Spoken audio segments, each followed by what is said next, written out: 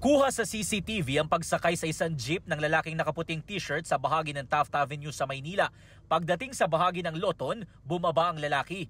Makikita sa video na tila nagmamadali siyang tumawid sa kalsada.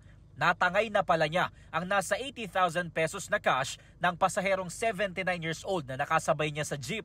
Ayon sa pulisya, hindi agad nalaman ng biktima na nadukutan na pala siya. Nahuli kinabukasan sa isang mall sa Quiapo ang suspect. 40,500 pesos na lang ang nabawi sa kanya. Dati nang nakulong ang 62 years old na suspect dahil din sa kasong pagnanakaw. Nagawa ko lang po yun kasi po pinalayas po ng asawa ko, nagutom po ako. Ayon sa kanya, 70,000 pesos at hindi 80,000 pesos ang perang nakuha niya. Nagastos niya raw ang mahigit 29,000 pesos matapos siyang magpainom sa kanyang mga kaibigan at magpadala ng pera sa kanyang mga anak sa probinsya. Na-inquest ng suspect at sinampahan ng kasong theft at concealing of deadly weapon.